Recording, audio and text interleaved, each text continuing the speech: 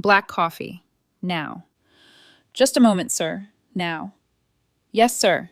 The espresso machine had other plans. The Crystal Harbor Hotel did not tolerate noise, not the wrong kind.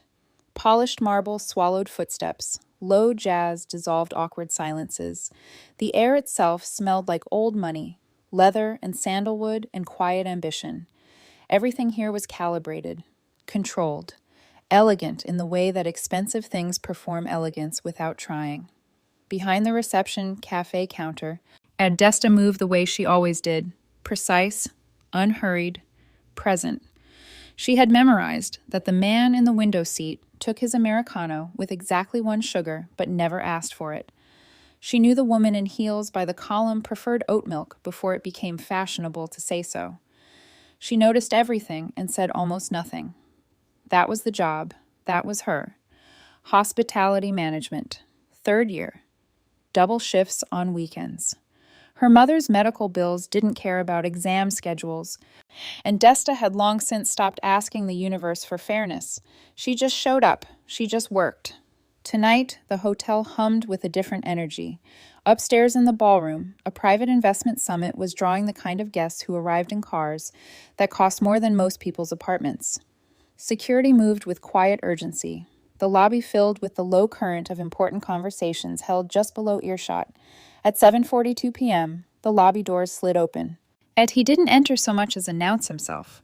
Custom suit, gold cufflinks catching the chandelier light, phone pressed to one ear, the other ear sealed off from the world. Byung-chul moved through the lobby like a man who had never once questioned whether a room belonged to him. He approached the counter without looking up. Black coffee, now. Desta offered her standard nod, warm, professional. Yes, sir, right away. The espresso machine chose that exact moment to stall. A small mechanical hiccup, 30 seconds of pressure building. A brief reset needed. Desta had handled it a dozen times this week alone. There'll be just a short delay, sir, 3 minutes at most. The phone came down. For the first time, Byung-chul actually looked at her. I said now. Something shifted in the lobby. Not loud, not dramatic. Just a subtle drop in temperature, the way a room changes when people sense they should pay attention but aren't sure why yet. I understand. Desta kept her voice even. It will just be a moment. He stepped closer. Too close.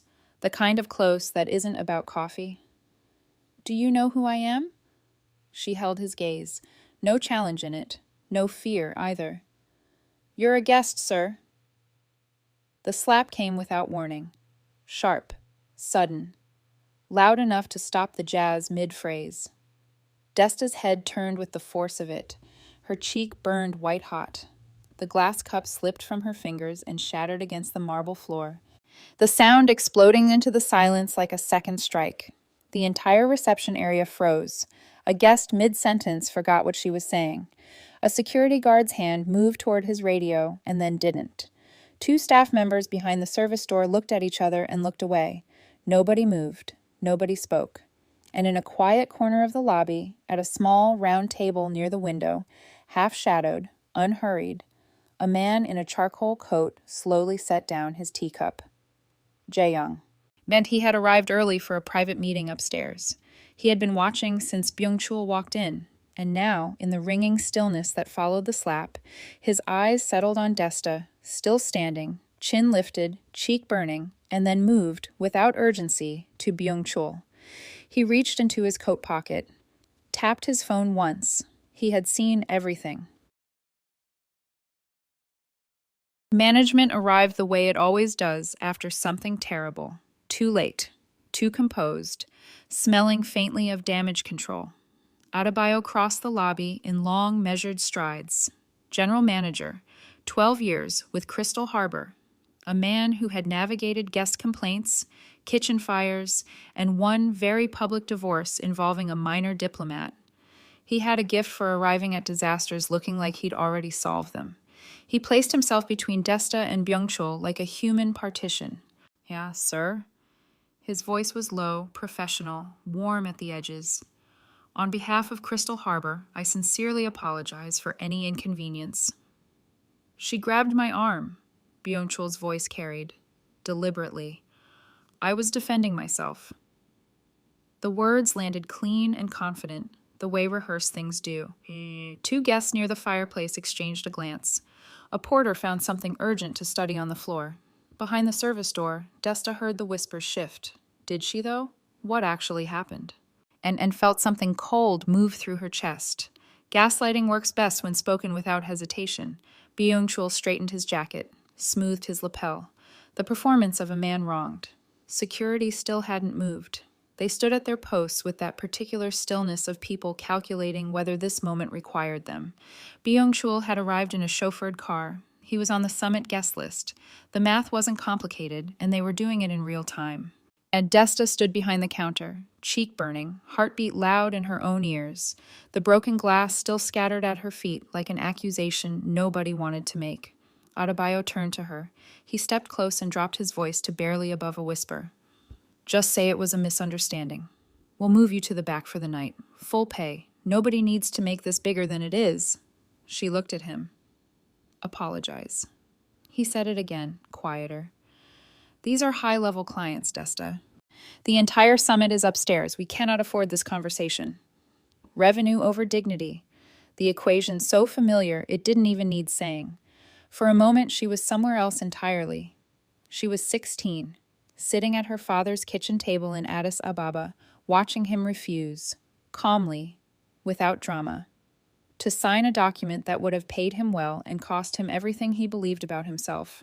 There are two kinds of pressure, he'd told her, folding the paper back without anger. The kind that shapes you, and the kind that shrinks you. Learn the difference early. She came back to the lobby, to the burning cheek, to Adebayo's careful eyes, to Byung-chul adjusting his cufflinks with the patience of a man who already knew how this would end. She felt humiliation rise in her throat like heat, and then something in her went very still. My father always said, she replied softly, never trade your dignity for convenience. She stepped back to her counter. I will not apologize. Adebayo blinked. A muscle moved in his jaw. Across the lobby, a guest pretended not to have heard. Then very clearly had. Byung-chul's expression shifted. Not anger. Something colder. You'll never work in this city again. In the corner, Jae-young had not moved.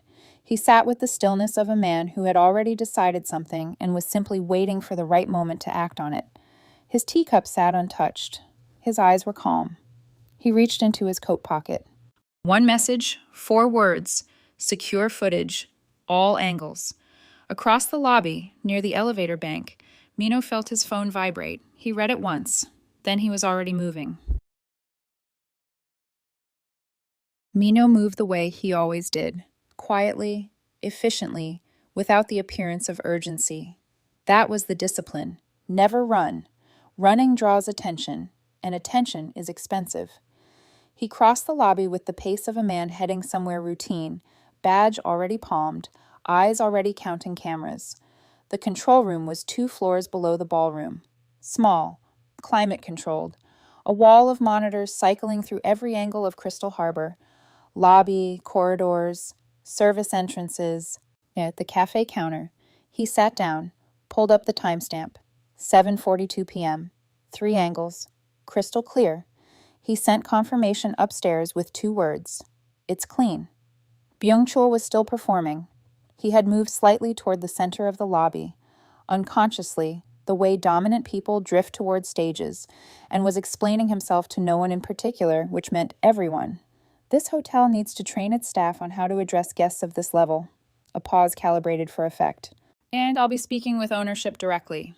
Desta stood behind her counter and said nothing. That restraint cost her more than anyone in the room understood. Her cheek had deepened from burning to a dull, persistent throb. She kept her hands flat on the counter, an old trick, feeling the cold marble beneath her palms, grounding herself. Her eyes were steady, focused on the middle distance, because if she looked directly at him, she wasn't sure what her face would do. Ownership. Yes, the word was meant to remind her of her place. It didn't.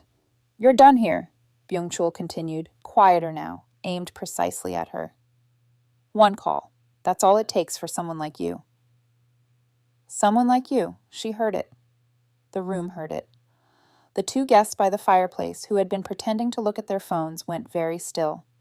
She came down the staircase the way journalists do when they've already sensed a story, unhurried but deliberate, his camera held low at her side like she hadn't decided yet whether to raise it. Unji. She had been upstairs covering the summit keynote. She had heard the silence first, that particular quality of quiet that doesn't mean peace, and followed it down. She took in the scene in a single sweep. Desta behind the counter, Adebayo positioned between two versions of a problem he hadn't solved. Byung-chul, jacket perfect, expression arranged. What happened here? Nobody answered immediately. That was answer enough. She raised the camera. Then the screens changed. It started with a flicker. The promotional hotel visuals stuttering mid-loop. The spa package dissolving mid-sentence. Guests glanced up the way people do when something ambient suddenly misbehaves. Then the lobby monitors froze. Then they cut. 3 angles loaded simultaneously. The timestamp read 7:42 p.m., Byung-chul's approach. The counter. The moment he stepped too close. The raised hand. The strike. Had Desta standing completely still. No aggression, no provocation, nothing but a woman absorbing something she had not invited. The glass falling. The truth, rendered in high definition on 6 screens, in a room full of witnesses. The murmur started low and spread fast. A woman near the staircase covered her mouth. The two guests by the fireplace looked at Byung-chul with an entirely different expression than before. Byung-chul's face changed. Not all at once. It drained, slowly, from the eyes downward. The confidence receding like a tide pulling back before something arrives. His jaw held, his posture held, but his eyes moved to the screens and couldn't stop moving back. The mask wasn't gone yet, but it had cracked. Adebayo turned toward the balcony level. Jae-young stood at the rail, hands clasped calmly behind his back, looking down at the lobby with the quiet patience of a man who had already known how this would end. Their eyes met. Adebayo understood. With the cold clarity of a man who has just miscalculated something significant, exactly who he had been protecting, and exactly who he had failed. By 9 p.m., the video was in 11 private investor group chats. Nobody posted it publicly. Not yet. That wasn't how these circles operated. They forwarded quietly, between people who understood that information, managed carefully, was worth more than noise. A message here, a screenshot there. Have you seen this? Is that Byung-chul? The tone carefully neutral in the way that means the opposite. Upstairs, the summit had not officially paused, but the energy had shifted in the particular way that rooms shift when everyone knows something and nobody is addressing it. Keynote slides advanced. Polite applause arrived on cue. Meanwhile, phones lit up under tables, and men in expensive suits leaned slightly toward each other, lips barely moving. 3 startups with pending acquisition talks had representatives in that room. All 3 were very good at reading atmospheres. Unji filed from a corner table in the hotel restaurant at 11:47 p.m. Laptop open, coffee untouched. She had the footage, sent anonymously from an address that traced nowhere, and she had 4 sources who had been in the lobby. She wrote the way she always did when something mattered, clean, precise, without editorializing, because the facts were already doing the work. She titled it simply, When Power Forgets Character, Violence at a Luxury Summit. It published at 6 a.m. By 8 a.m., 2 sponsors had issued holding statements pending review. By 10 a.m., a venture board had opened a formal ethics inquiry. By noon, Byung-chul's name was attached to the kind of search results that don't disappear. He had been on calls since 5 a.m. Crisis Communications, Legal Counsel, a PR firm that specialized in exactly this: narrative repositioning, strategic silence, careful reframing. He sat in his hotel suite with his jacket off for the first time, and he listened to people who were paid very well tell him how bad it was. Contain it, he told them, whatever it costs. But containment assumes edges. This had none. The video existed in too many places now, held by too many people with too many reasons to keep it moving. By evening, he had stopped listening to advice. His expression had settled into something quieter than anger, colder. He picked up a different phone, one he rarely used, and made a call he hadn't planned on making until now. "Find out everything about her," he said. A pause. "The waitress." The lawyer arrived on a Tuesday, young, precise, the kind of professionally pleasant that costs $400 an hour. He requested a private meeting with Desta through hotel management, phrased as a courtesy, structured as something else entirely. They sat in a small administrative office off the lobby. He opened a leather folio, slid a document across the table with the practiced ease of a man who had done this many times and found it unremarkable. "Whilst my client recognizes the distressing nature of the incident," he began, "he wishes to resolve this privately, with full financial consideration for you." Desta looked at the document without touching it. "Name your price," he said. A small smile. Generous, he meant it to seem. She let the silence sit for a moment. "I don't have one." He recalibrated smoothly. "Ms. Desta." These situations, once they enter legal channels, become very difficult for everyone, prolonged, public, and exhausting. A pause weighted with implication. "You have a mother, a degree to finish." She looked at him directly then, the first time since he'd sat down. "I want accountability," she said, "not a number. You can take that back to your client." She stood, left the document on the table. He remained seated for a moment, alone, recalculating. Adebayo was not sleeping well. The board had requested a full incident report with a tone that made clear the report was a formality. The conclusions were already forming without him. 2 senior stakeholders had called personally, not to offer support. He sat in his office the evening after Desta's meeting and stared at nothing in particular. A knock. The door opened before he answered. Jae-young entered without hurry and sat across from him with the ease of someone entirely comfortable in rooms that belong to other people. "You prioritized a guest over your employee," Jae-young said. No preamble, no accusation in his voice, simply a fact being placed on a table. "That is poor risk assessment." "We were trying to avoid scandal." "You invited it." Adebayo said nothing. There was nothing useful to say. Jae-young held his gaze a moment longer, not unkindly, then stood and left. The silence he left behind was the productive kind. By Thursday morning, Adebayo had drafted a proposal himself, without instruction, and submitted it to the board. 0 tolerance for guest aggression, immediate external reporting, full employee legal support coverage. He wasn't sure it was enough, but it was a beginning. And beginnings, he was learning, required someone to move first. The first rumor appeared on a Thursday, an anonymous comment beneath Unji's article, buried, initially, the way planted things are buried. Sources close to the hotel suggested Desta had a history of confrontational behavior with guests, that management had received prior complaints, that the video, compelling as it appeared, lacked context that would change the public's interpretation significantly. By Friday, the comment had been quoted in 2 aggregator blogs. By Saturday, a narrative was forming. It moved the way these things do, not as a single wave, but as a tide, patient and incremental. A reposted screenshot here, an anonymous forum thread there, someone with no profile photo and 11 followers asking questions that weren't quite accusations. But did anyone consider? Has anyone looked into her background? Someone had spent money on this. The architecture was too clean for coincidence. Minho noticed it on Thursday night. He worked methodically.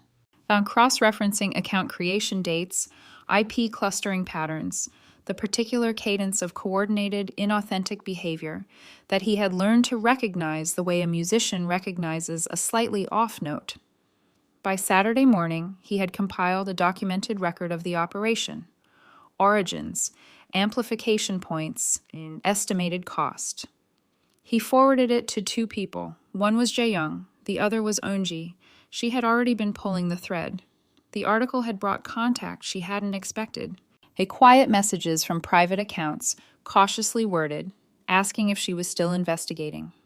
A former executive assistant, a startup founder, a woman who had worked events management for one of Byung-chul's portfolio companies 3 years prior. None of them had spoken publicly. All of them had signed NDAs. Eunji read each message carefully and began a second document. Separate from her published work, not yet ready for print, a timeline, a pattern. Desta's incident wasn't an aberration of character under pressure. It was consistent with it. She called her editor on Sunday evening. "This is bigger than one night at a hotel." A pause on the line. "How much bigger?" Eunji looked at her screen. 7 names now, 3 industries, 2 countries. "Significantly," she said. Desta knew none of this yet.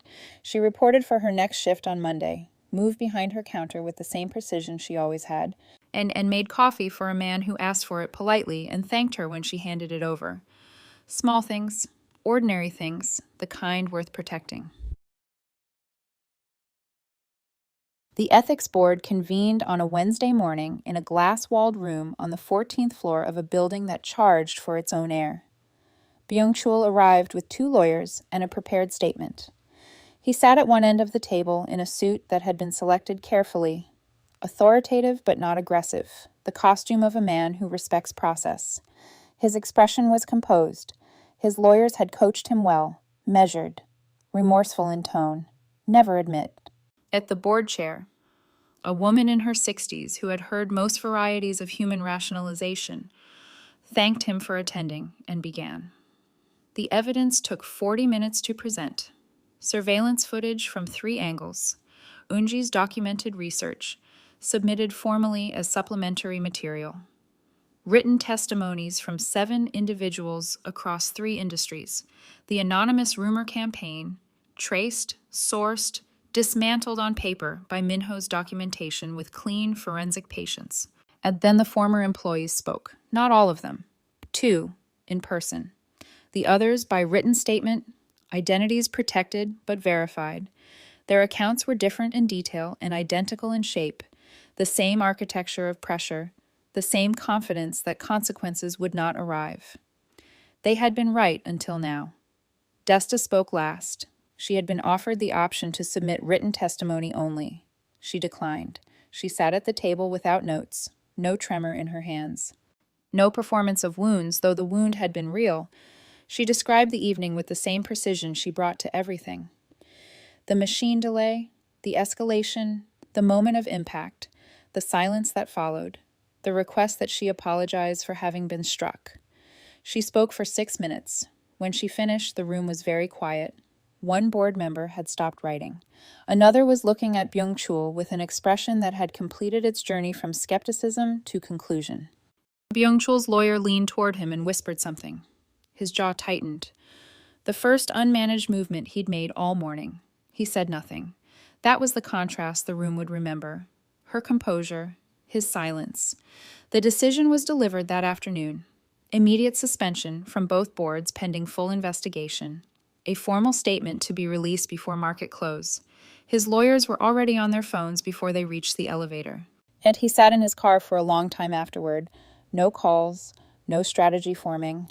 Just a man in an expensive suit in a parked car outside a building that had just decided he was a liability, staring at a city that had, until very recently, felt entirely manageable. The reputation he had built over 14 years had not collapsed dramatically. It had simply become unreliable, which, in his world, was worse. He came back on a Thursday afternoon when the lobby was slow, no summit upstairs, no chauffeured cars at the entrance, just the ordinary traffic of a hotel in its natural state, a couple checking in, a businessman reading by the window, the low jazz finding its way through the speakers again as if nothing had ever interrupted it. Jae-young sat at the corner table. "No cameras today," he said, when Desta set down his coffee. She offered a calm smile. The machine works now." He didn't leave immediately, which was unusual. She noticed, the way she noticed most things, without making it significant. "You didn't flinch," he said. "After." She considered the question seriously, the way it deserved. "I did, later, in the back, not in front of him." A pause, honest and unadorned. "Why did you intervene?" she asked. She wasn't sure she'd planned to. But they were past performance now, both of them, and the question was genuine. And he turned the cup slightly in his hands. I've spent a long time in rooms where people look away because looking away is easier. Better for business, better for everyone's comfort. A brief pause. I'm tired of that calculation. She leaned against the counter. Not casual exactly, but settled, present. Why did you stand firm? He asked.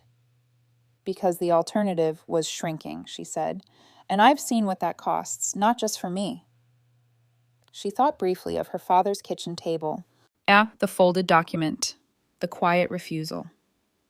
Some things, once you give them up, don't come back the same. He nodded slowly. Not agreement exactly. Recognition. You reminded a room full of powerful people, he said, that status doesn't equal immunity. She wiped the counter thoughtfully. And you reminded management, she replied, that silence is a choice. He held that for a moment, then stood, straightened his coat, left the exact cost of the coffee plus nothing extra. No grand gesture, yet no performed significance. Take care of yourself, he said simply. You too. He crossed the lobby and walked out through the glass doors into the afternoon. The music continued. Desta moved to the next customer, a woman who asked politely, waited patiently, and said thank you when handed her cup. Small things, ordinary things. The lobby breathed around her, steady and alive. The marble floors held their polish. The jazz found its rhythm.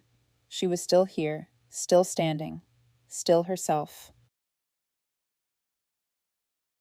The new policy went up on a Monday, printed, framed, posted at every staff entrance in Crystal Harbor, not tucked into an employee handbook nobody reads, but mounted at eye level, where people clock in, where the day begins.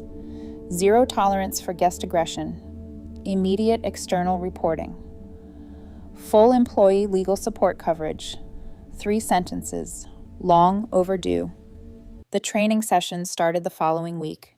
Adebayo ran the first one himself, which surprised the staff. Hale, who had expected an outside consultant, someone with a presentation and a branded notepad. Instead, it was just him, in the same conference room where he'd once told Desta to apologize, speaking without notes. I made the wrong call, he said. Not as preamble, not qualified, just stated, to the room, to the people who had been there, and the people who had heard about it. I prioritized revenue over a person who worked for me. That won't happen again in this building. Nobody filled the silence that followed with reassurance. He hadn't asked for any. Desta was offered 2 weeks of paid leave the morning after the ethics board decision. She considered it for approximately 4 seconds. I don't need hiding, she said. I need fairness. You've started on that. I'll be in at 6. She was. The espresso machine had been serviced. It worked perfectly now. Consistent pressure, clean extraction, no delays. And she noted this with quiet satisfaction and said nothing about it to anyone. Jae Young did not visit the cafe that week, or the week after. He had returned to his usual patterns. Meetings, travel, the particular rhythm of a man whose work exists mostly out of sight. Crystal Harbor remained a holding in his portfolio. Adebayo had submitted the policy documentation through proper channels. Everything was in order. He wasn't sure why he came back on the 3rd week. He told himself it was proximity. That's an early meeting nearby. Reasonable enough. He sat at the same small table by the window. Ordered nothing immediately. Watched the room the way he always did. Not surveillance, just attention. An old habit. Desta noticed him after a few minutes. She brought coffee without being asked. Set it down without ceremony. Their eyes met briefly. The machine works now, she said. A simple fact, offered plainly. He looked at the cup, then back at her. Something in his expression settled. Not quite a smile, but adjacent to one. Good, he said. She returned to the counter. He drank his coffee. Outside, the city moved through its morning without incident. Ordinary and unhurried, the way things feel after something has genuinely changed.